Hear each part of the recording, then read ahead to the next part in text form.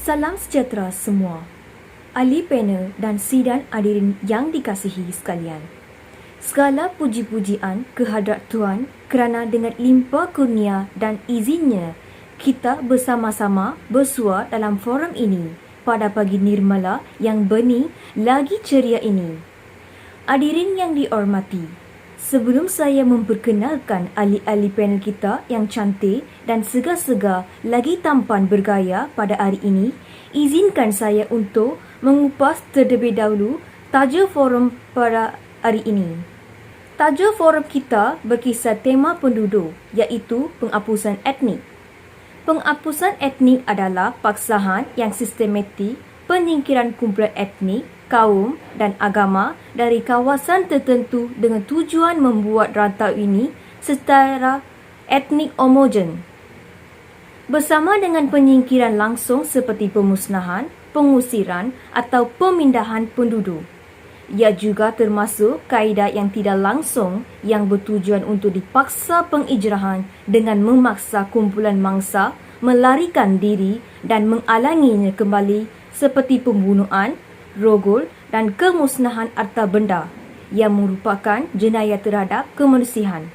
Baiklah sidang hadirin, sebelum kita menelusuri lebih mendalam topik perbincangan, boleh kiranya kita berkenalan dengan keempat-empat ahli panel kita pada hari ini.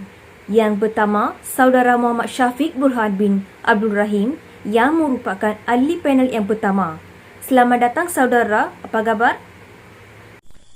Terima kasih saudari pengurusi majlis. Saya baik-baik saja. Seterusnya, saya memperkenalkan ahli panel kedua iaitu Saudari Mary Joy Eduardo. Selamat datang saudari. Saudari Mary Joy, apa khabar? Sihat, terima kasih.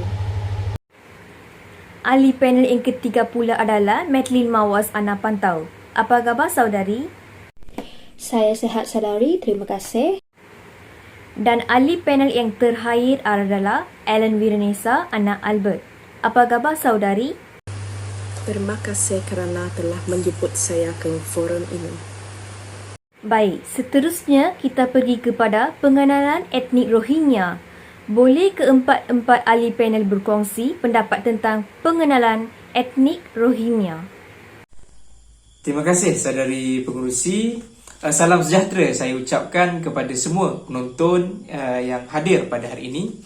Dan etnik Rohingya merupakan sebuah etnik ataupun kumpulan manusia yang beragama Islam dan juga menetap di sebuah daerah yang dinamakan Rakhine ataupun dikenali sebagai Arakan sebelum ini, yang terletak di bahagian barat Burma. Dan menurut catatan sejarah, etnik Rohingya merupakan penduduk asal di daerah tersebut yang terletak di sempadan dengan negara Bangladesh. Dan dikatakan etnik Rohingya sebenarnya penduduk asal dan menetap di sana sejak kurun ke-7 lagi. Dan pada masa itu daerah Arakan ataupun Rakhine yang dikenali kini merupakan tempat persinggahan kepada pedagang-pedagang Islam daripada Arab pada zaman tersebutlah. Namun demikian, tidak dapat banyak catatan sejarah yang mengukuhkan kenyataan ini dan akhirnya menyebabkan masyarakat dunia luar kini ragu-ragu terhadap bukti sejarah tersebut. Dan pada masa kini, majoriti masyarakat Rohingya hanya tertumpu di dua buah bandar di daerah utara di negeri Rakhine tersebut yang di Myanmar kini lah. Jadi itu pendapat saya. Bagaimana pula pendapat panel kedua kita, saudari Mary Joy? Baiklah, menurut pendapat saya, orang Rohingya ini sebenarnya memiliki persamaan sama ada dari segi bentuk fisikal, bahasa, malah dari segi budaya sendiri dengan orang di Asia Selatan, terutamanya orang Bengali itu sendiri. Selain itu, sesetengah orang Rohingya yang menetap di Arakan juga merupakan keturunan orang Arab, Parsi, dan orang Pashtun. Hal ini berlaku karena pada satu ketika dahulu terdapat golongan pedagang-pedagang yang berasal daripada Arab Parsi, dan Pashtun yang telah berhijrah ke Arakan semasa zaman pemerintahan Empayar Mughal ketika itu. Berdasarkan catatan sejarah, Sultan Mahmud merupakan salah seorang masyarakat Rohingya yang kaya serta berpengaruh, dan beliau juga telah menyandang jawatan sebagai setiausaha politik dalam kerajaan UNO dan seterusnya dilantik sebagai Menteri Kesehatan di sana.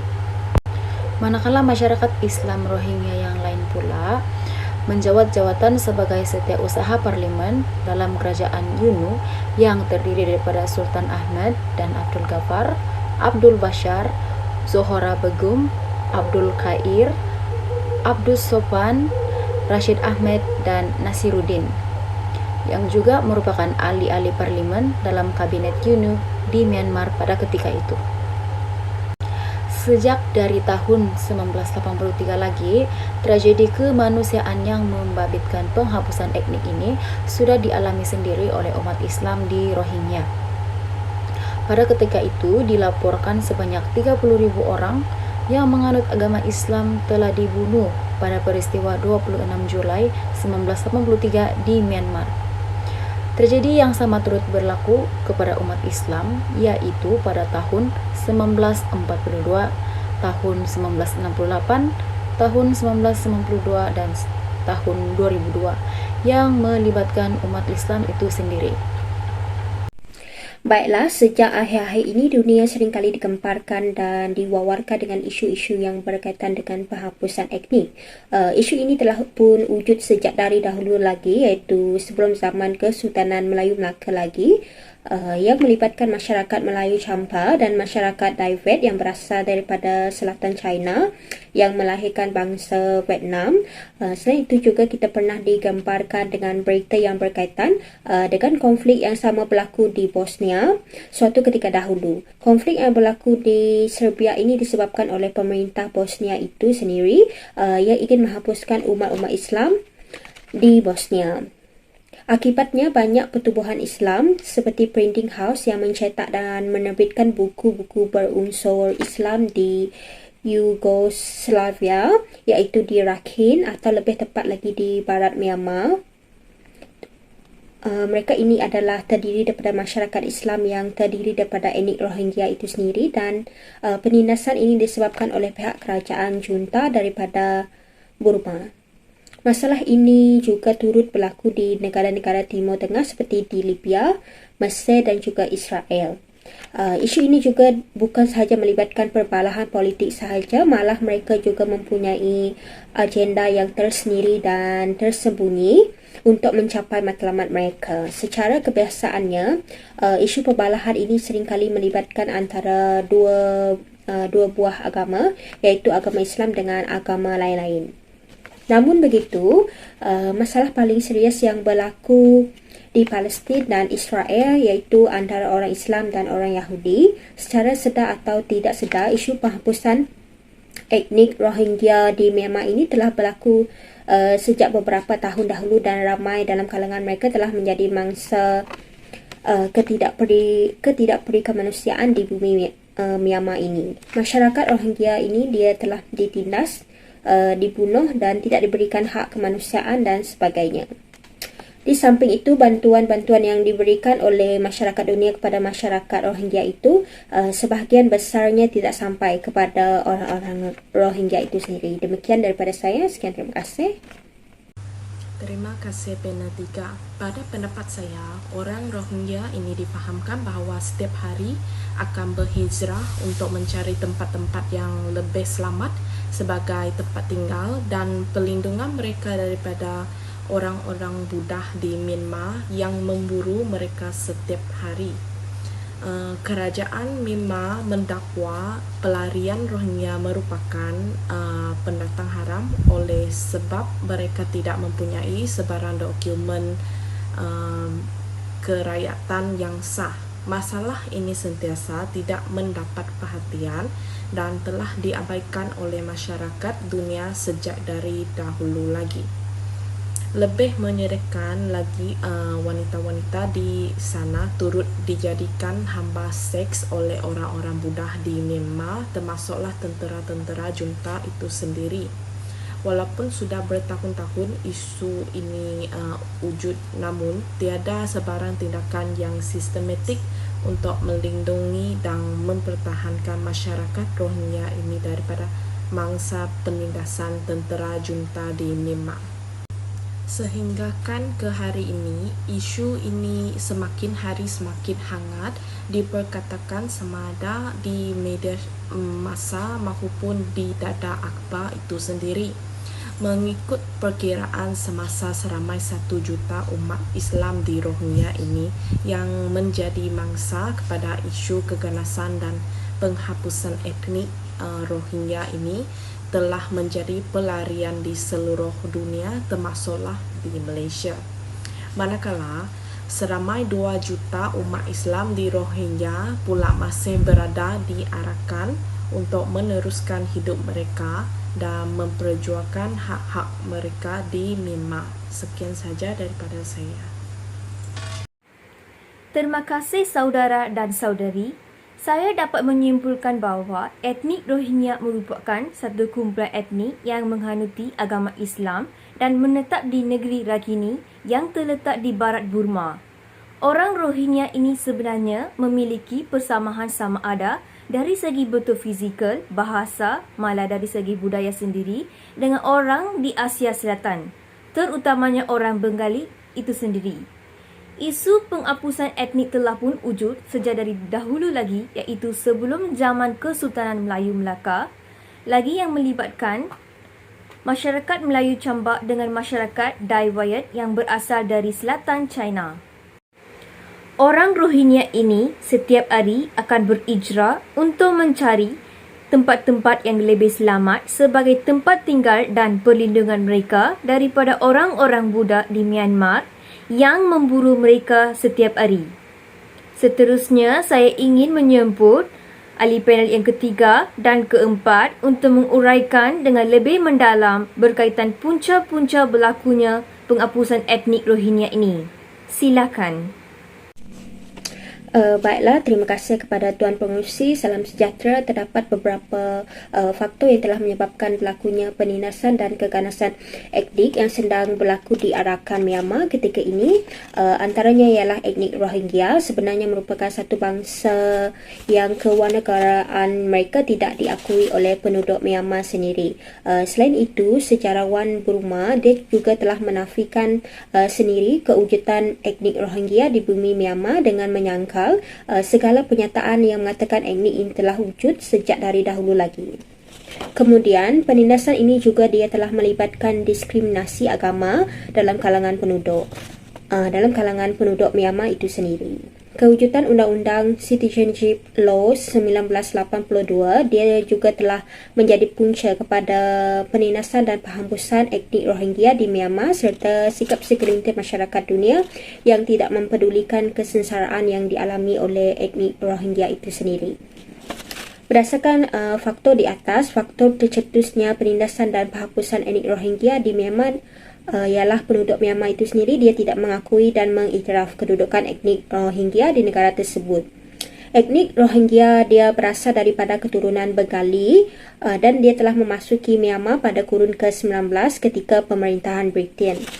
Pada ketika itu, etnik Rohingya yang memasuki Myanmar dia telah diakui warga negaranya dan kerajaatannya. Namun begitu, menurut Perlembagaan Myanmar, hanya keturunan Bengali dan anak mereka yang masuk dan tinggal di Myanmar sebelum kemerdekaan yang diberikan oleh Britain pada 1948 sahaja dianggap sebagai warga negara Myanmar.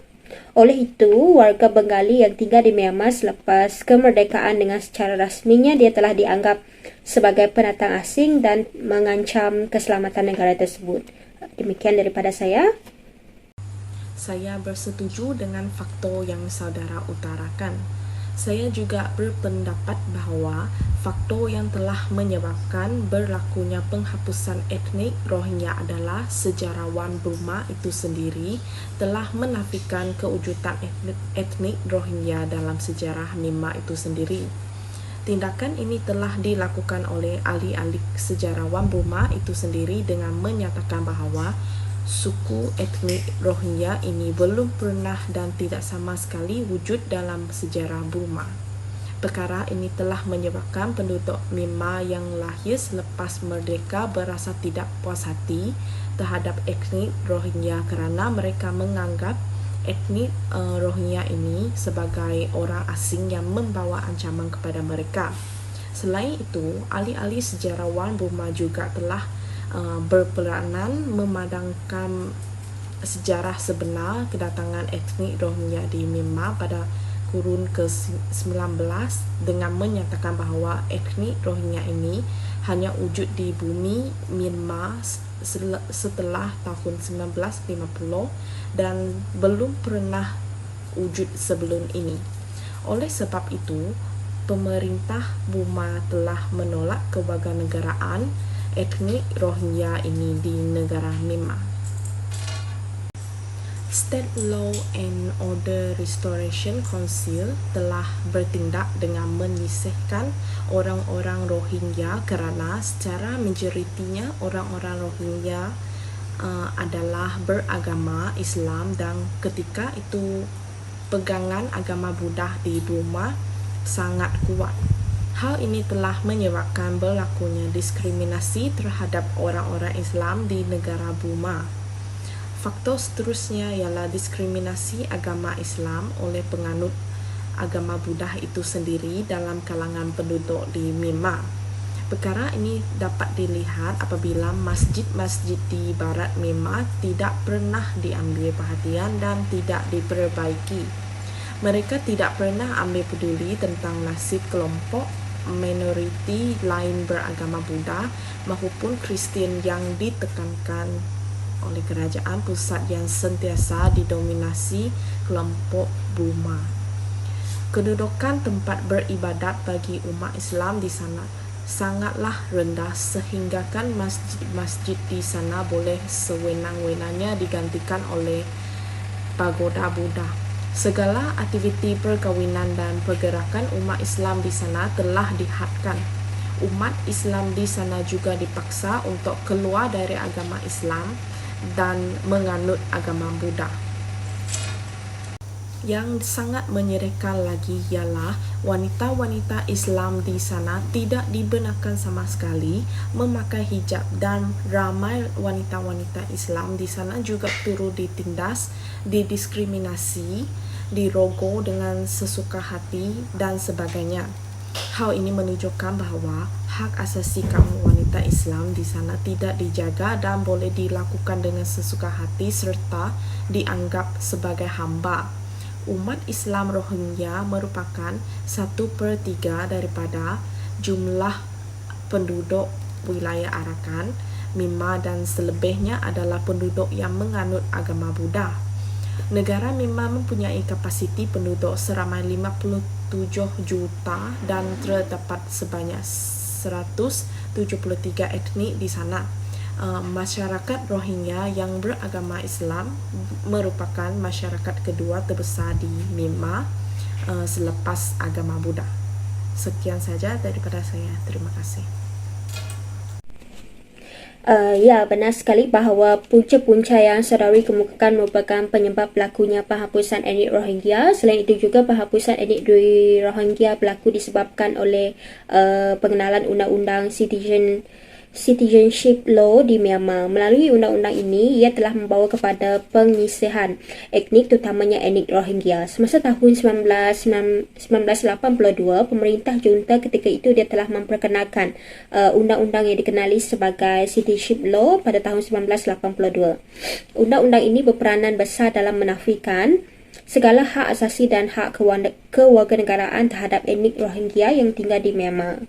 Dalam undang-undang ini, ia telah menyatakan bahawa hanya sebanyak 135 etnik sahaja diiktiraf oleh kerajaan Myanmar selama 50 tahun sejak dari tahun 1962 lagi. Undang-undang ini di bawah pemerintahan junta sendiri. Kesannya, tentera Rohingya telah disisihkan dan dipulaukan serta tidak dilayan dengan adil oleh kerajaan Myanmar itu sendiri. Mereka juga sering dikenakan tindakan-tindakan yang langsung ataupun tidak berperi kemanusiaan dan tidak masuk akal oleh kerajaan Myanmar sendiri. Bukan itu saja, sikap segelintir masyarakat dunia yang tidak mempedulikan kesengsaraan dan keperitan yang dialami oleh etnik Rohingya itu sendiri, ini kerana berlakunya keganasan memerlukan media sebagai saluran maklumat yang mahu disampaikan pada khalayak sasaran.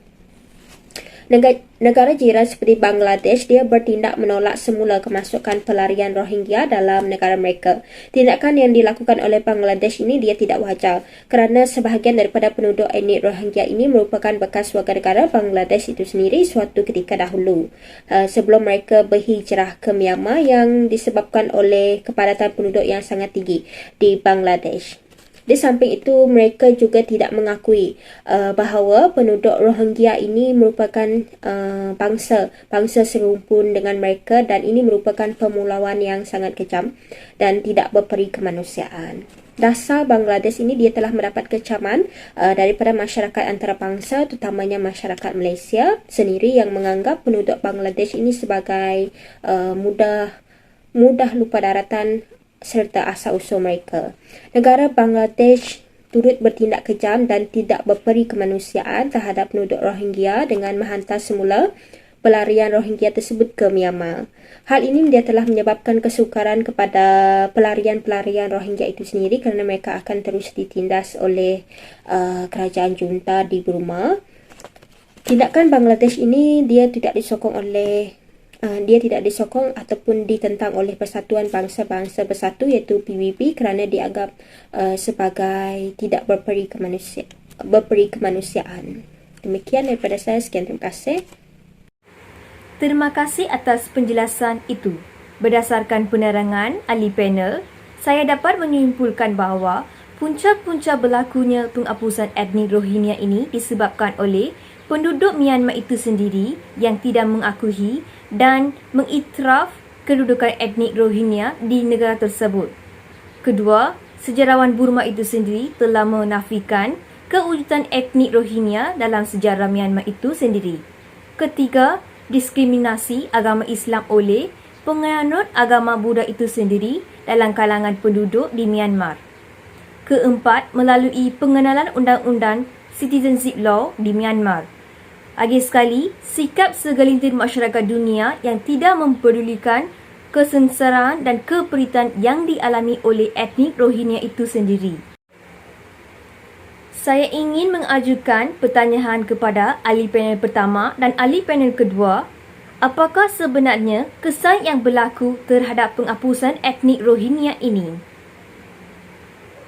Terima kasih sekali lagi kepada saudari moderator. Dan pada pandangan saya, sememangnya isu penghapusan etnik Rohingya ini memberikan banyak kesan, terutama kepada politik dan juga terhadap sesebuah negara di serantau Asia Tenggara lah.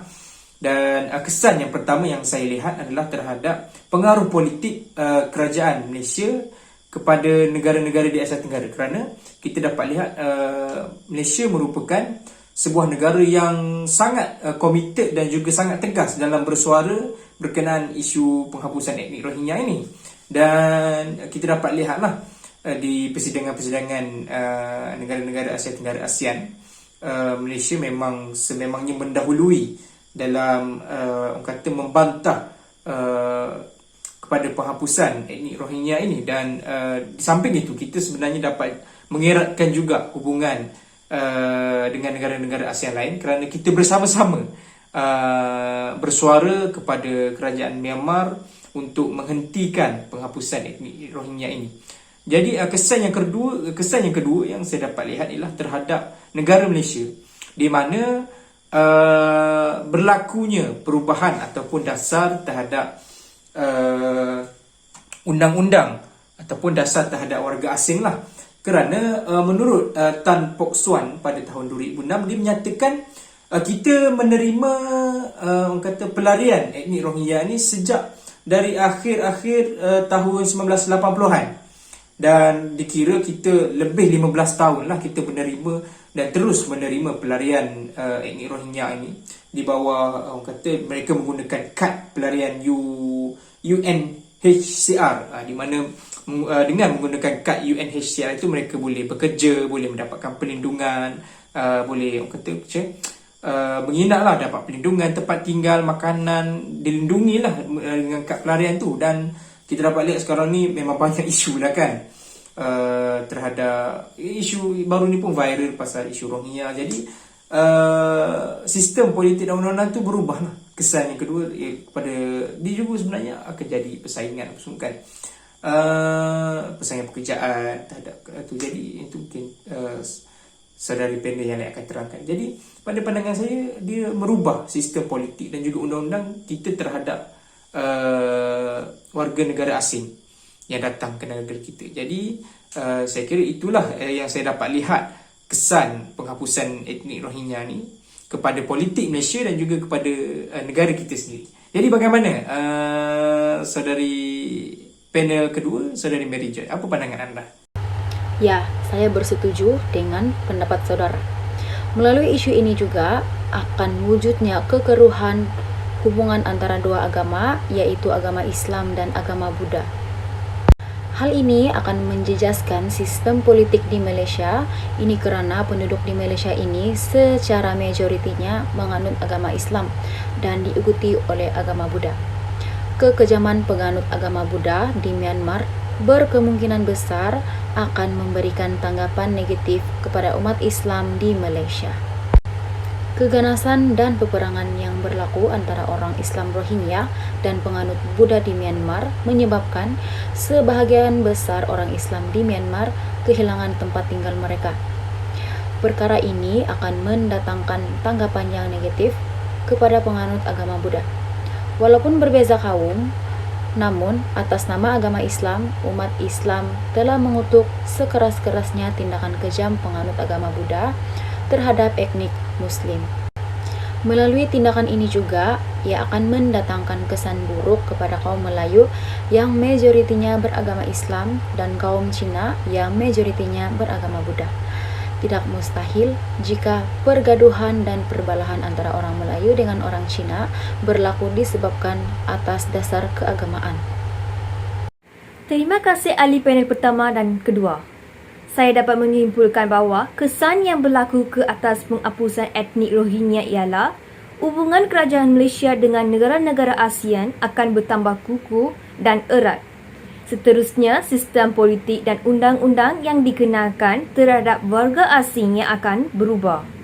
Wujudnya kekeruhan hubungan antara dua agama, iaitu agama Islam dan agama Buddha, dan sebahagian besar orang Islam di Myanmar kehilangan tempat tinggal mereka. Seterusnya, apakah cadangan dan peranan yang boleh dilakukan bagi mengatasi penghapusan etnik Rohingya? Boleh keempat-empat ahli panel memberi pendapat masing-masing. Baik, terima kasih saudari moderator. Jadi sememangnya isu penghapusan etnik Rohingya ini merupakan isu yang sangat serius lah. Pada saya dia sangat serius dan sememangnya kita sebagai rakyat negara Malaysia yang merupakan negara jiran lah dengan Myanmar, sepatutnya memang mengambil berat lah terhadap isu yang berlaku ni, sebab kita negara jiran dan isu ini pun melibatkan orang Islam dan kita majoriti negara kita ialah penganut agama Islam. Jadi nampak tak molek lah kan, saudara Islam kita di Rohingya, iaitu etnik Rohingya sedang ditindas, jadi kita tak melakukan apa-apa. Jadi terdapat beberapa cadangan lah yang saya boleh berikan dalam untuk membanteras ataupun menghentikan isu yang sedang berlaku ni, isu penghapusan etnik Rohingya ni. Yang pertama, cadangan saya ialah kerajaan Malaysia harus terus dan juga tegas dalam menyuarakan kita punya bantahan terhadap isu penghapusan etnik ni, di mana bukan setakat di persidangan di negara-negara ASEAN saja, kerajaan Malaysia harus menyuarakannya di persidangan antarabangsa kan. Kita ada persidangan PBB, kita ada persidangan OIC, persidangan negara-negara Islam kan. Lepas tu WHO, diorang pun kan, diorang punya, orang kata tak diambil, diorang tak kisah pun, diorang dihapuskan, diorang kesihatan diorang tak terjaga, pendidikan diorang tak diterima kan. Dan isu yang besarnya ialah tentang kewarganegaraan kan. Jadi seperti itulah saya kata tadi, PBB, OIC, WHO dan juga ASEAN lah kan, yang paling dekat ASEAN. Kena Malaysia harus menyuarakan dengan lebih tegas, di mana kita seharusnya menghormati hak-hak insan yang lemah. Kita sepatut melindungi mereka kan. Mereka ditindas, jadi kita sepatut melindungi mereka. Kita harus, sebab kita itu adalah masalah di dalam negara mereka, antara etnik Rohingya dengan kerajaan. Jadi kita harus membantu dengan terus membantah dan juga menyuarakan. Kita mohon masyarakat antarabangsa, negara-negara antarabangsa mengambil tindakan terhadap Myanmar. Mungkin boleh boykot ke atau boykot dan sebagainya lah. Dan cadangan yang kedua ialah masyarakat dunia dan juga masyarakat Malaysia harus terus menggesa kerajaan junta di Burma untuk menghentikan penindasan. Macam saya katakan tadi, yang tadi ialah peranan kerajaan setiap negara, dan ini peranan masyarakat. Masyarakat dunia, maksudnya rakyat setiap negara, kita pun rakyat Malaysia harus sentiasa konfrontasi, kita konfront dia orang, kita macam menyerang lah ataupun menggesa mereka untuk menghentikan penindasan. Mungkin kita boleh buat macam kempen, kita terus mendesak kan, kita buat perang saraf di media-media sosial untuk supaya kerajaan junta di Myanmar menghentikan kekejaman dan juga penghapusan terhadap Rohingya. Jadi saya rasa itulah pandangan saya yang kita boleh lakukan sebagai sebuah kerajaan, sebagai kita masyarakat, sebagai rakyat, yang kita tak boleh tengok saja, kita harus mengambil tindakan lah. Jadi saya serahkan sesi memberi pandangan ini kepada panel yang kedua, Saudari Mary Joy. Dalam mengatasi isu penghapusan etnik Rohingya ini, negara Malaysia perlulah memberikan sedikit sebanyak sumbangan kepada masyarakat Rohingya di Myanmar agar melalui sumbangan ini dapat mengurangkan penyiksaan masyarakat Rohingya di sana. Antara sumbangan yang boleh diberikan oleh rakyat Malaysia kepada masyarakat Rohingya ialah sama ada dalam bentuk material maupun dalam bentuk semangat. Kutipan sumbangan ini boleh dilaksanakan oleh agensi-agensi yang telah mendapatkan pengiktirafan oleh pihak kerajaan supaya tidak timbulnya isu penipuan semasa aktiviti kutipan ini dijalankan. Agensi-agensi yang terlibat itu boleh menggunakan pelbagai cara untuk mendapatkan sumbangan daripada pelbagai masyarakat di Malaysia ini.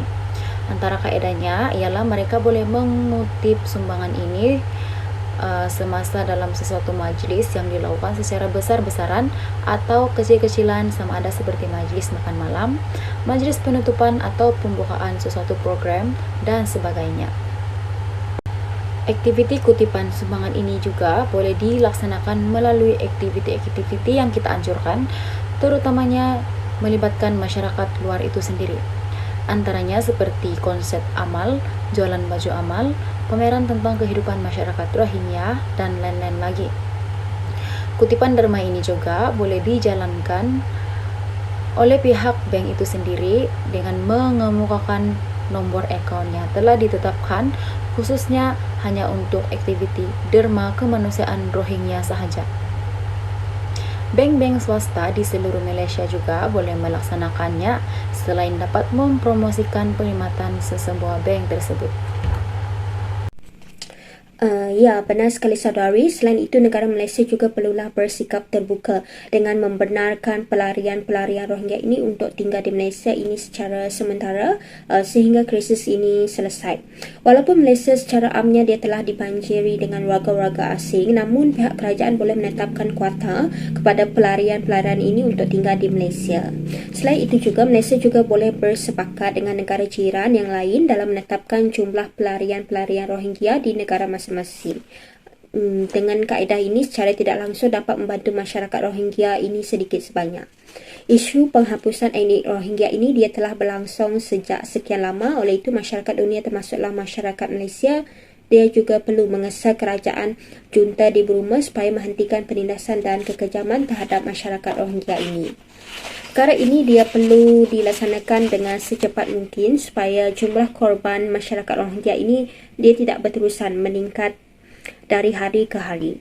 Selain itu, masyarakat di negara Malaysia perlulah mencadangkan supaya aktiviti penyiasatan perlulah dilaksanakan secara menyeluruh bagi menentukan kedudukan sebenar masyarakat Rohingya di Myanmar. Demikian daripada saya. Sekian, terima kasih. Saya bersetuju dengan pandangan panel ketiga. Pada pendapat saya, kerajaan Malaysia juga perlulah kerap menyertai ASEAN iaitu Association of Southeast Asian Nation untuk bersuara dan meminta kerajaan junta supaya menghentikan penyiksaan masyarakat Rohingya di Myanmar.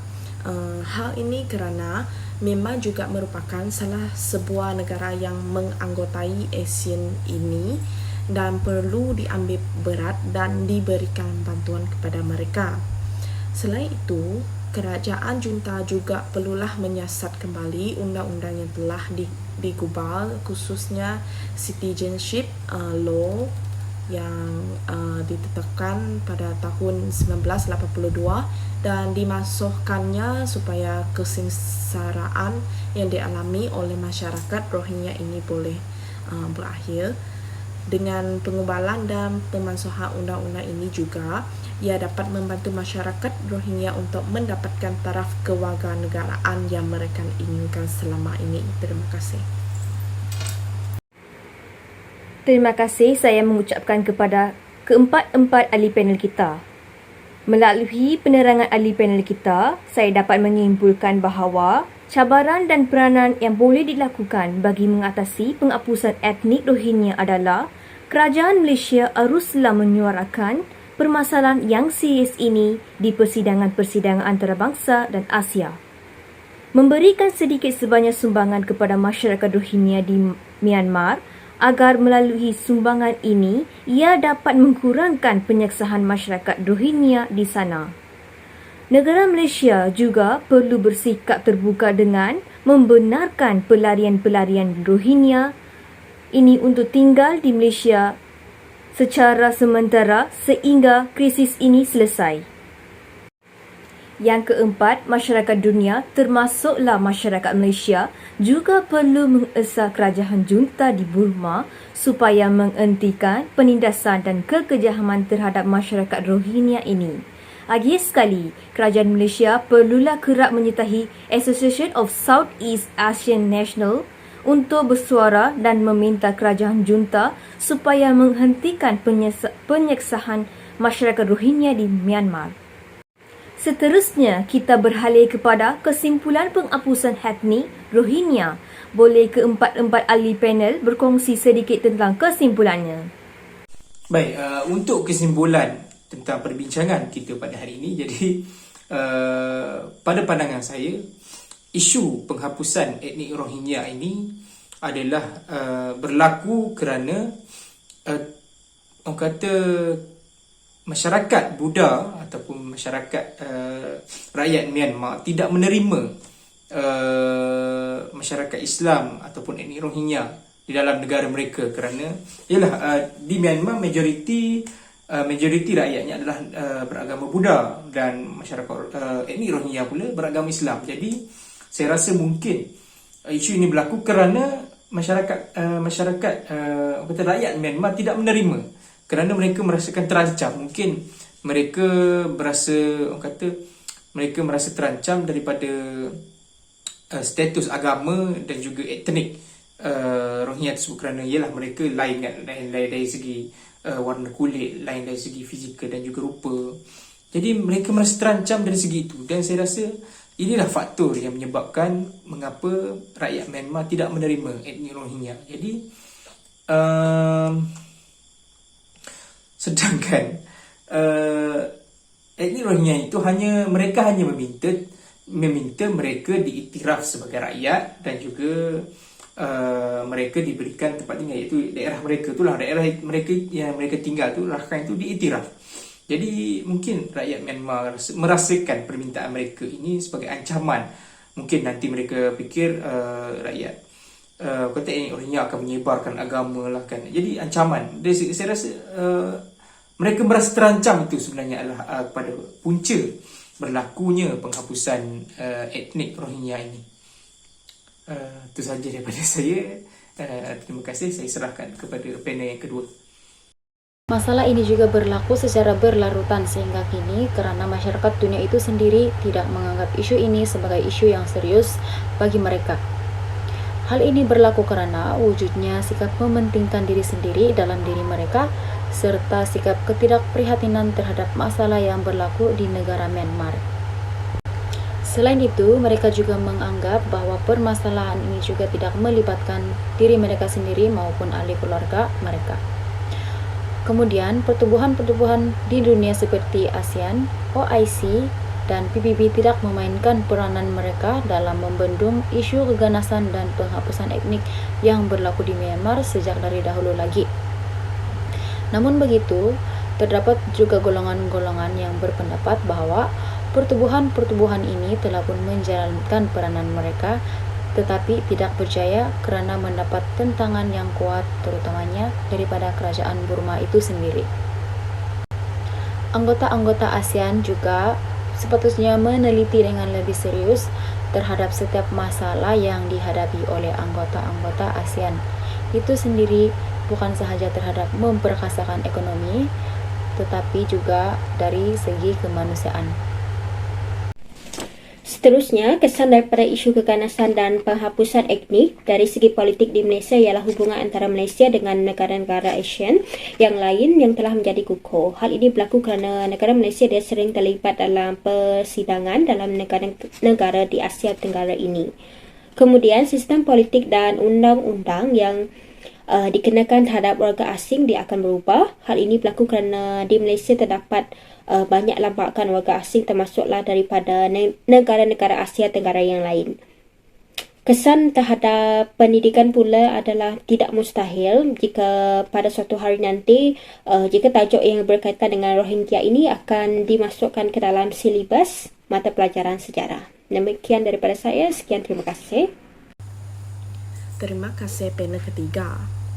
Jika isu ini tidak diselesaikan dengan segera, tidak mustahil bahawa etnik Rohingya ini akan lenyap dari muka bumi ini serta ia juga turut menggugat kedudukan umat Islam di seluruh dunia. Oleh itu, semua pihak sepatutnya mengambil peranan dan menjelaskan isu penindasan dan penghapusan etnik kepada dunia supaya semua masyarakat dunia ini mengetahui akan kekejaman yang dilakukan oleh kerajaan junta di Burma itu sendiri.